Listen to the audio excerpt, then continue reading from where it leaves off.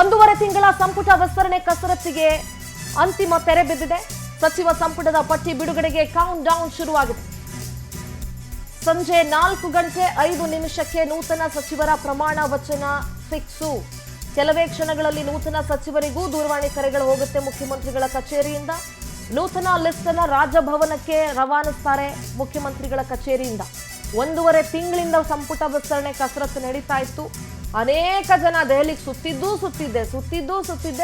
ಒಂದಷ್ಟು ಜನ ಅಂತೂ ದೆಹಲಿಯಲ್ಲೇ ಠಿಕಾಣಿ ಹೂಡಿದ್ರು. ಅನೇಕ ಹಂತದ ಸಭೆಗಳಾಯಿತು. ಮುಖ್ಯಮಂತ್ರಿಗಳು ಸಾಕಷ್ಟು ಸಲ ದೆಹಲಿಗೆ ಹೋಗಿದ್ರು. ಆದರೆ ಕೋನ್ ರೆಡ್ಡಿ ಮಾತಾಡ್ತಿದ್ದಾರೆ, ಏನು ಹೇಳಿದ್ದಾರೆ ಕೇಳಿಸ್ಕೊಳ್ಳೋಣ. ಈಗಾಗಲೇ ಸನ್ಮಾನ್ಯ ಮಲ್ಲಿಕಾರ್ಜುನ ಖರ್ಗೆ ಸಾಹೇಬ್ರ ಮನೆಯಲ್ಲಿ ಸಭೆ ನಡೆದೈತಿ. ರಾಹುಲ್ ಗಾಂಧಿ ಸಾಹೇಬ್ರದಾರ, ವೇಣುಗೋಪಾಲ್ ಸಾಹೇಬ್ರದಾರ, ಸುರ್ಜೇವಾಲ ಅವ್ರದಾರ ಚರ್ಚೆ ಮಾಡಿ ಪಟ್ಟಿಯನ್ನು ಕಳಿಸ್ಕೊಡ್ತಾರೆ. ನಾವೆಲ್ಲ ಶಾಸಕರು ಮನವಿ ಮಾಡೇವಿ AICC ಮತ್ತು PCCಗೆ.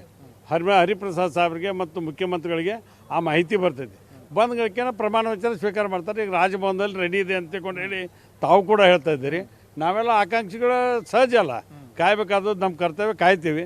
ಯಾರನ್ನೇ ಮಾಡಲಿ ಮುಖ್ಯಮಂತ್ರಿಗಳು ಮತ್ತು ಹೈಕಮಾಂಡ್ ಏನು ತೀರ್ಮಾನ ತೊಗೋತೀವಿ ಅದಕ್ಕೆ ಬಂದಿರ್ತೀವಿ. ಯಾರು ಮಂತ್ರಿ ಮಾಡ್ತಾರೆ ಅವ್ರು ಓದ್ ತೊಗೋತಾರೆ. ಯಾರು ಲಿಸ್ಟ್ನೇ ಬರೋದಿಲ್ಲ ಅವ್ರು ಅನಿವಾರ್ಯ ಪಕ್ಷದ ಕೆಲಸ ಮಾಡೋದು ಅಥವಾ ಬೇರೆ ಕೆಲಸಗಳು ಮಾಡೋದು ಮಾಡ್ತೀವಿ. ಸರ್, ಇವತ್ತು 99% ಆಗುತ್ತೆ ಅಂತ DK ಶಿವಕುಮಾರ್ ಅವರು ಹೇಳಿದರು. ಆದರೆ ಇನ್ನೂ ಕೂಡ ಪಟ್ಟಿ ಫೈನಲ್ ಆಗಿಲ್ಲ. ಪಟ್ಟಿ ರವಾನೆ ಆಗೋದು ಯಾವಾಗ, ಮತ್ತು ಪ್ರಮಾಣ ವಚನಕ್ಕೆ ಶಾಸಕರೆಲ್ಲ ರೆಡಿ ಆಗೋದು ಯಾವಾಗ? ಮುಖ್ಯಮಂತ್ರಿಗಳು ಹೇಳಿದ್ದು ಸತ್ಯ. ಅವರು ಈಗ ಮುಖ್ಯಮಂತ್ರಿಗಳ ಪರಮಾಧಿಕಾರ ಸಂಪುಟ ಸಭೆಯಲ್ಲಿ ಯಾರು ತೊಗೋಬೇಕು ಯಾರು ಬಿಡಬೇಕು ಅಂತೇಳಿ ನಮ್ಮ ಹೈಕಮಾಂಡ್ ಏನು ಅನುಮತಿ ಕೊಡ್ತೈತೆ ಅದ್ರ ಪ್ರಕಾರ ಅವ್ರು ಕೆಲಸ ಮಾಡ್ತಾರೆ. ಮುಖ್ಯಮಂತ್ರಿಗಳು ಹೇಳಿದಂಗೆ ಇವತ್ತ ಮುಗೀತಿತ್ತು ಅಂತ ನನ್ನ ವಿಚಾರ.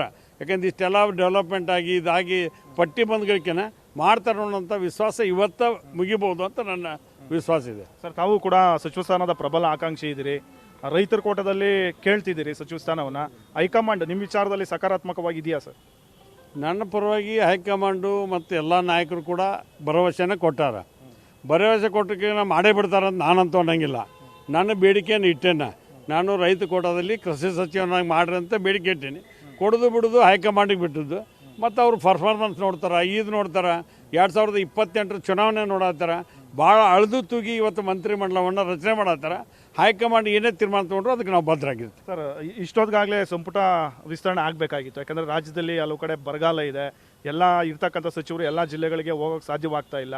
ಹಾಗಾಗಿ ಇಷ್ಟೊಂದು ವಿಳಂಬ ಆಗಿರ್ತಕ್ಕಂಥದ್ದು ನಿಮ್ಮ ಕಾಂಗ್ರೆಸ್ ಪಕ್ಷದಲ್ಲಿನ ಕೆಲವು ನಾಯಕರ ಅಸಮಾಧಾನಕ್ಕೂ ಕೂಡ ಕಾರಣ ಆಗಿದೆ ಅಂತ ನೋಡಿ. ಅಸಮಾಧಾನ ಅನ್ನೋ ಕ್ವಶನ್ ಕಾಂಗ್ರೆಸ್ದಾಗ ಇಲ್ಲೇ ಇಲ್ಲ. ಅವ್ರು ಏನೇ ತೀರ್ಮಾನ ತೊಗೊಂಡ್ರು ಹೈಕಮಾಂಡು, ನಮ್ಮ ಮುಖ್ಯಮಂತ್ರಿಗಳು ಮತ್ತು ಹಿಂದಿನ ಮುಖ್ಯಮಂತ್ರಿ ಸಿದ್ದರಾಮಯ್ಯ ಸಾಹೇಬ್ರದ್ದು ಇವತ್ತು ಊಟ ಹಬ್ಬ. ಎಲ್ಲರೂ ಕೂಡ ಅದಕ್ಕೂ ಎಲ್ಲ MLAಗಳು ಇಲ್ಲೇ ಬೀಡ್ಬಿಟ್ರೆ ಇದು ಅಂತಲ್ಲ. ಇವತ್ತು ಸಂಪುಟ ವಿಸ್ತರಣೆ ಮಾಡ್ತಕ್ಕಂಥ ಸಂದರ್ಭದಲ್ಲಿ ಎಲ್ಲರೂ ಕಾತುರರಾಗಿರ್ತೀವಿ, ಬಂದು ಭಾಗವಹಿಸ್ತೀವಿ. ನಮ್ಮ ಸಹಪಾಠಿಗಳು ಯಾರು ಓದ್ ತೊಗೋತಾರೆ ಅದ್ರಾಗ ಭಾಗವಹಿಸ್ಬೇಕಾಗತಿ. ನಾವು ತೊಗೊಂಡ್ರೆ ಅವ್ರು ನಮ್ಗೆ ಭಾಗವಹಿಸ್ಬೇಕಾಗತಿ. ಇಂಥ ವ್ಯವಸ್ಥೆ ಇದು ಹೊರತಾಗಿ ತಡಾಗೈತೆ ಅಂತ ಯಾರಿಗೂ ಅಸಮಾಧಾನ ಇಲ್ಲ.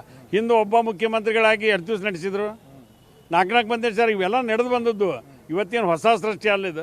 ಒಂದು ಸ್ವಲ್ಪ ಡಿಲೇ ಆಗಿರ್ಬೋದು, ಇವತ್ತಂತೂ ಮುಗಿತೈತಿ ಸರ್. ಆಮೇಲೆ ಇಲ್ಲಿಂದ ರಾಜ್ಯ ನಾಯಕರು ಕೆಲವೊಂದು ಪಟ್ಟಿಗಳನ್ನು ಕಳಿಸ್ಕೊಟ್ಟಿದ್ರು. ಆದರೆ ರಾಹುಲ್ ಗಾಂಧಿ ಅವರು ತಮ್ಮದೇ ಆದಂಥ ಒಂದು ರಿಪೋರ್ಟನ್ನು ಇಟ್ಕೊಂಡಿದ್ದಾರೆ. ಹಾಗಾಗಿ ಇಲ್ಲಿಂದ ಹೋಗಿರ್ತಕ್ಕಂಥ ಪಟ್ಟಿಗೂ ರಾಹುಲ್ ಗಾಂಧಿ ಬಳಿ ಇರ್ತಕ್ಕಂಥ ಒಂದು ಲಿಸ್ಟ್ಗೂ ತಾಳೆ ಆಗ್ತಿಲ್ಲ. ಹಾಗಾಗಿಯೇ ವಿಳಂಬ ಆಗ್ತಿದೆ ಅಂತ ನಂಗೆ ಅನಿಸಿಲ್ಲ. ಇದೆಲ್ಲರೂ ಕೂಡ್ಕೊಂಡು ಮೀಟಿಂಗ್ ಮಾಡಾರ. ಈಗ ಎಲ್ಲ ನಾಯಕರು ಕೂಡ್ಕೊಂಡು ಮುಖ್ಯಮಂತ್ರಿಗಳು, ಹಿಂದಿನ ಮುಖ್ಯಮಂತ್ರಿ DK ಶಿವಕುಮಾರ್ ಸಾಹೇಬ್ರು ಕೂತ್ಕೊಂಡು ಎಲ್ಲರೂ ಕೂತು ಚರ್ಚೆ ಮಾಡ್ಯಾರ, ಅಂತಿಮ ಮಾಡ್ಯಾರ. ಇವತ್ತೇನು ಇನ್ನೊಂದು ತಾಸಿಗೆ ಗೊತ್ತಾಗ್ಬಿಡ್ತೈತಿ. ಎಲ್ಲ ಓತ್ತಿಗೆ ಇದನ್ನು ಆಕೈತಿ, ರಾಜಭವನಕ್ಕೆ ಪಟ್ಟಿನೂ ಕಳಿಸ್ತಾರೆ. ಓತ್ತು 4:15 ಅದು ಫಿಕ್ಸ್ ಆಗೈತಲ್ಲ, ಆ ಟೈಮ್ ಪ್ರಕಾರನೇ ಆಗುತ್ತೆ. ಸರಿ ಸರ್, ಥ್ಯಾಂಕ್ ಯು.